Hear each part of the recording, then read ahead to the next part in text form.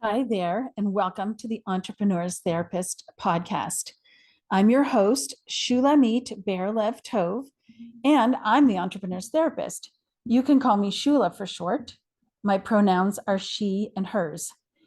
This is the podcast for business owners, solopreneurs, micropreneurs, freelancers, and self employed folks who want support for riding the emotional roller coaster of running a business. I'm on a mission to mitigate the entrepreneurial mental health crisis and transform the entrepreneurial ecosystem to include the whole human in business.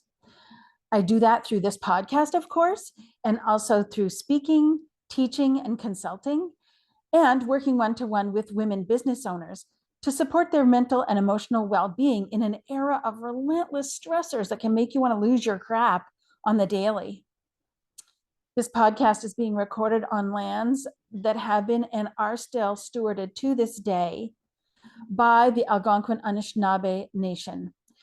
Land acknowledgements are calls to action from Canada's Truth and Reconciliation Commission, and this is your call to action to find out whose land you're on and to share that with others and to take what other actions you can toward reconciliation, because the harms caused by settler colonialism are ongoing. Today, I'm discussing transforming I can't into I can. So last week, Laura Sinclair and I was a guest on her podcast, This Mother Means Business, and we were talking about what I can't means. And she said she often hears clients say, I can't do more. I can't take a step back. I can't take time for myself. And I have to admit, I've had the same experience where women clients come to me overstressed, overwhelmed, and want support. And the challenge for this, for alleviating their stress, coping with their stress, is that they feel blocked about making changes. They have a sense that they can't make the changes that they need in order to feel better. Have you ever thought I can't? Have you ever felt ashamed or frustrated or sad because of that? Well, first of all, as I say, almost every time I come on the podcast, I guest anywhere, anytime I speak or write, if that's the case, there's nothing wrong with you.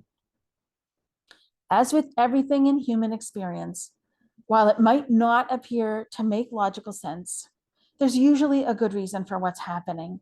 So I invite you to take a moment and say to yourself, maybe you might like to place a gentle hand on your chest, just like I'm doing if you're watching in the video, and say to yourself, there's nothing wrong with me. There's nothing wrong with me. There are good reasons for thinking I can't. And if when you hear me say there are good reasons for thinking I can't, you're like, oh, come on, right? You roll your eyes and scoff.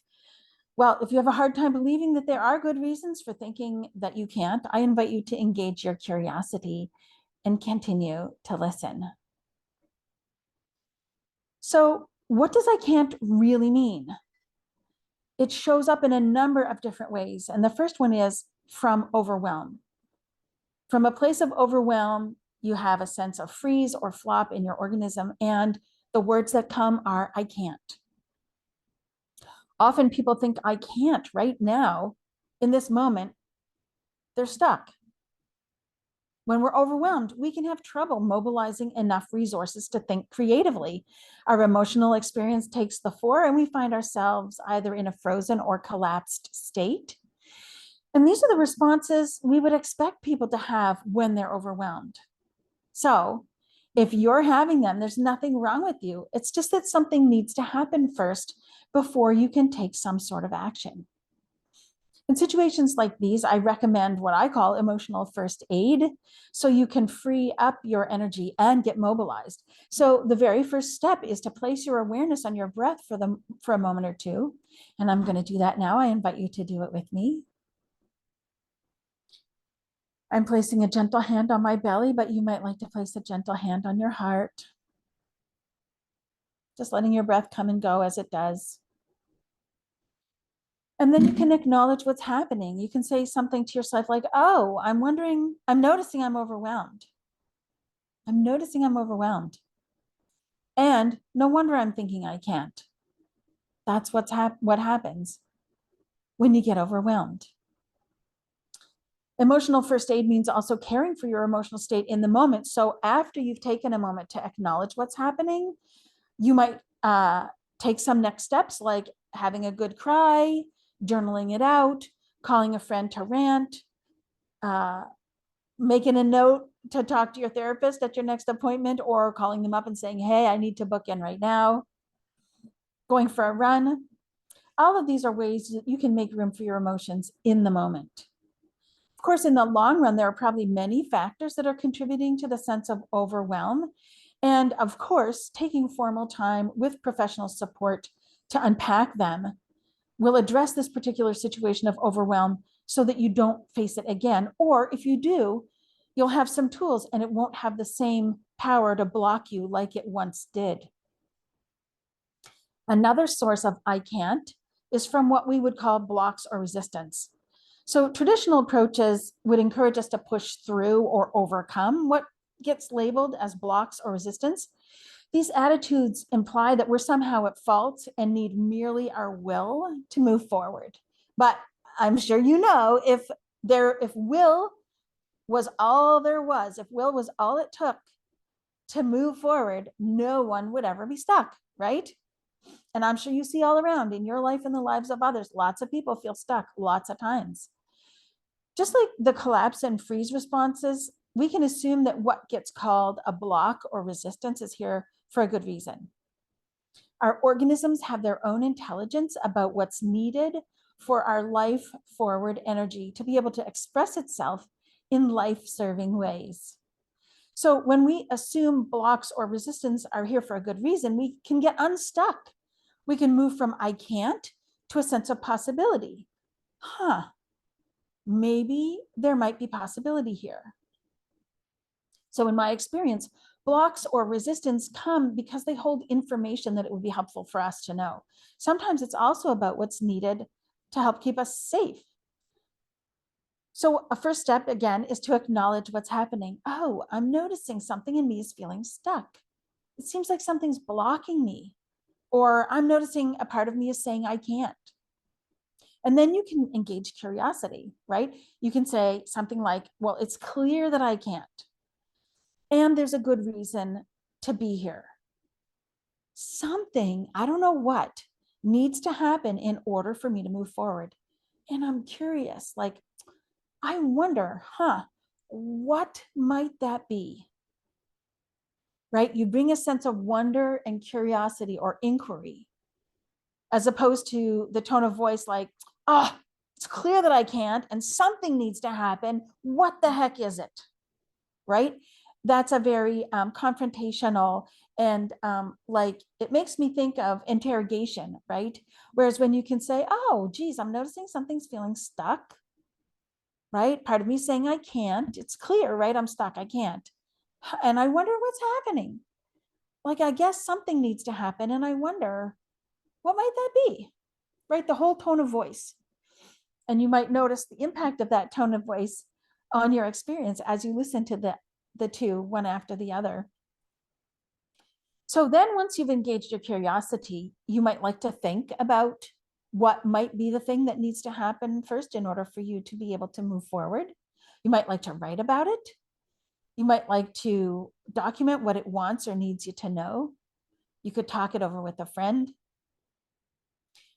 Another way to think of blocks or resistance, as I said, maybe they come because there's something that we need to know, or because there's fear.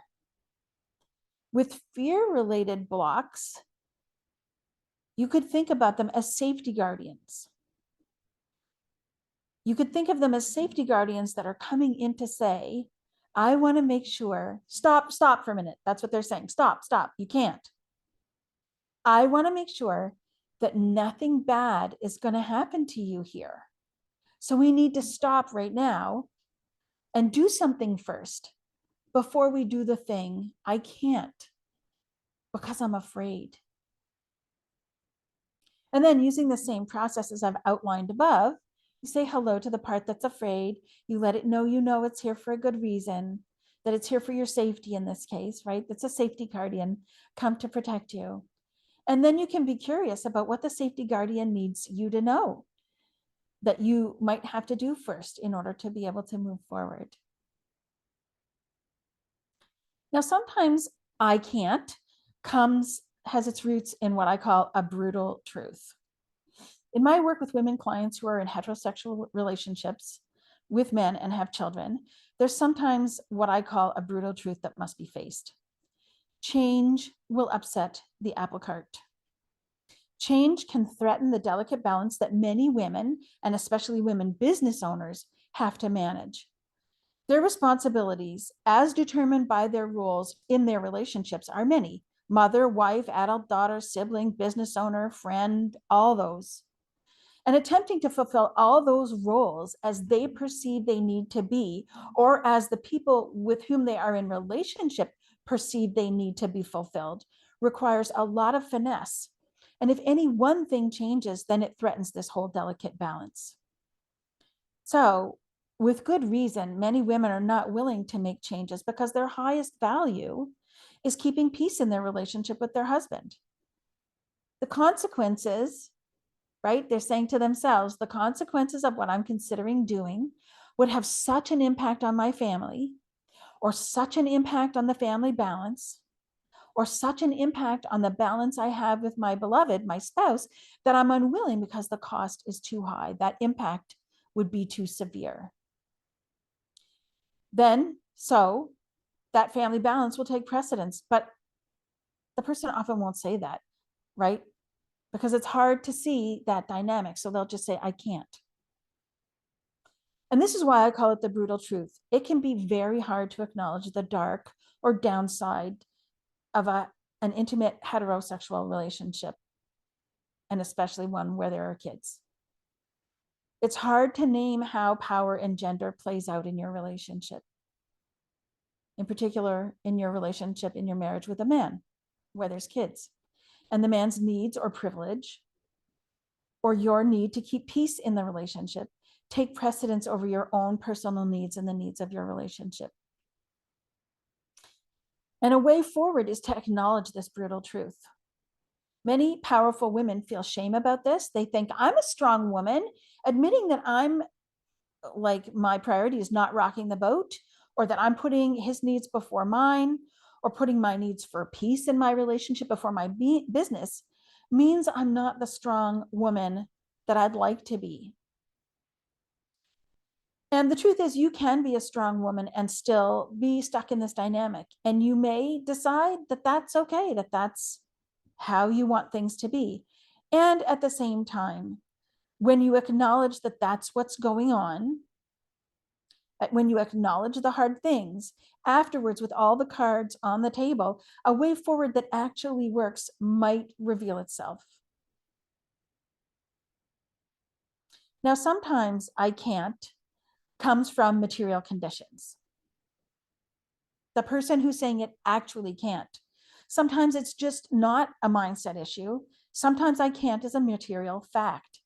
Like there might be an unsupportive spouse or family that creates obstacles. Sometimes there are childcare needs. Sometimes there isn't access to funding or to the skills needed. Sometimes you have the skills, but there has been such gatekeeping to formal education that would give you the piece of paper needed that is a block as well.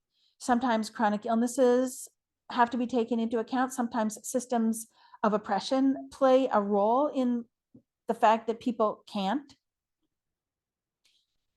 So many times, external systemic issues are at the root of I can't.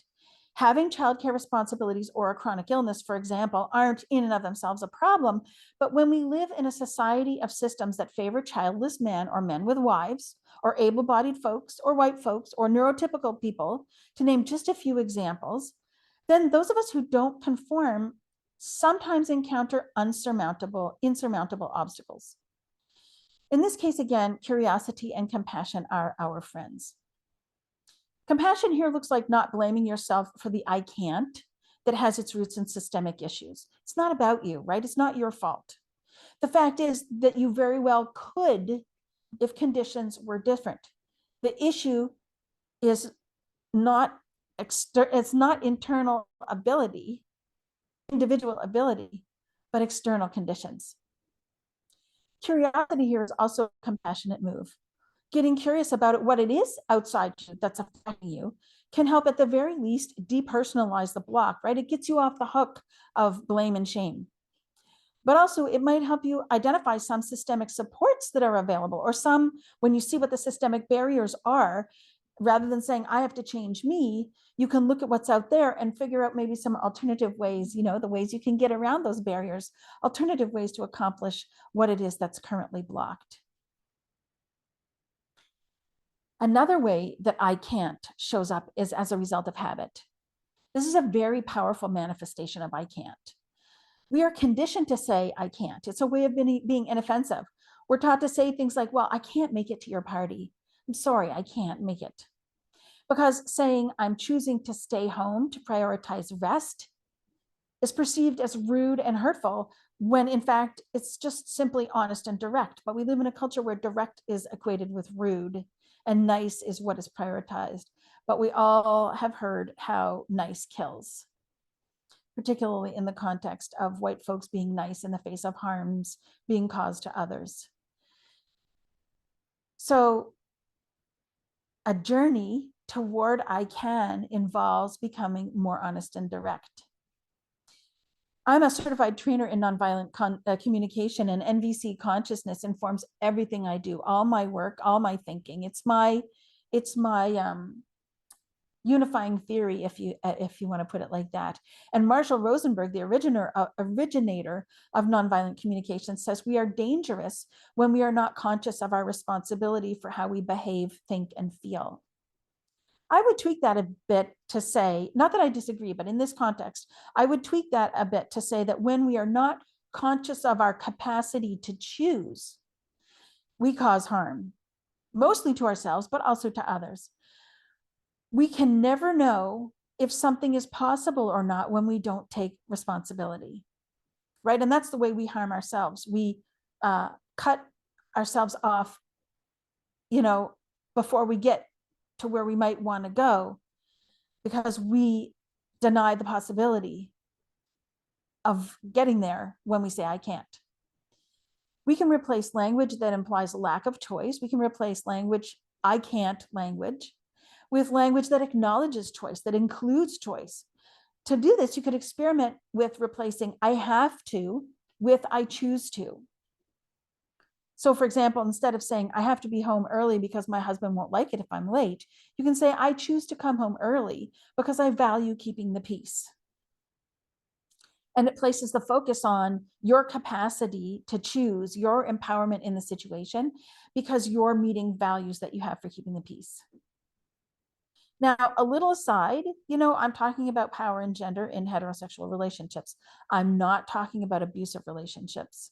That's a different situation. I'm not inviting you to use any of this kind of reframing language in order for it to make it possible for you to accept being in an abusive relationship. That's a different situation. So the language we use shapes our perception of reality. So changing how we use our language can have a powerful impact on our thoughts and beliefs, and even on our emotions. Saying I can't leaves you stuck and disempowered. So then you get, emotions come up: shame, blame, frustration. I can't functions as a kind of semantic stop sign. Amanda Montell, in her book Cultish, awesome book, by the way, calls these kinds of phrases verbal sedatives because they effectively slow or suspend critical thinking. And if you think about it, I can't, that's just like dismissive. Somebody makes a suggestion, or you see something in a book that looks appealing to you and you just throw your hands up and go, well, I can't, right? You're stuck. You're not stopping to think critically about this. It's just done. So quite literally, the words we use determine how we think, and as a result, how we view ourselves and the world. I can't stops you in your tracks. It eliminates possibilities and hides the fact that there may indeed be something you can do. So, in order to see possibilities, I invite you to experiment with replacing I can't with I'm choosing not to. For example, again, for another example, I can't afford that becomes I'm choosing not to pay that amount because it will upset the sustainability in my business. Now, in my business, I often encounter, I'm a Canadian, so I earn in Canadian dollars for the most part.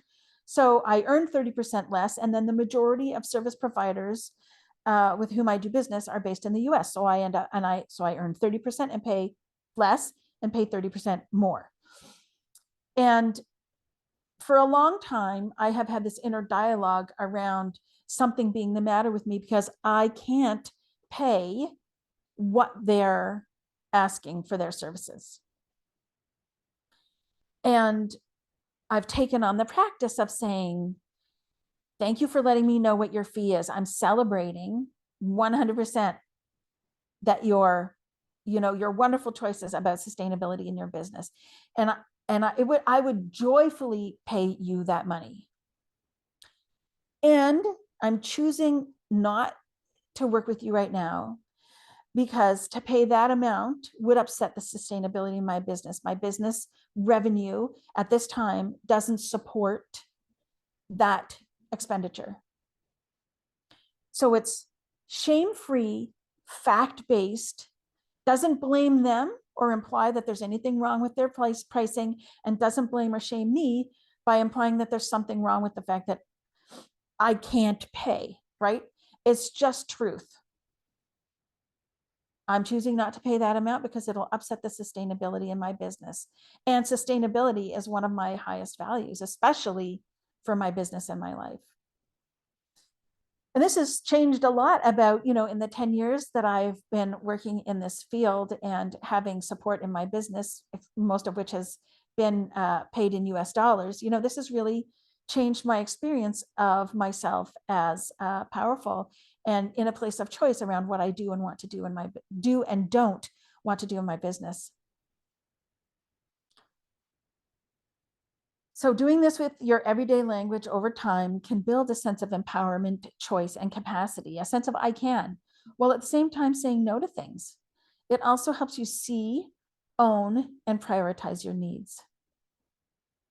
Now, sometimes I can't comes from a past experience or trauma.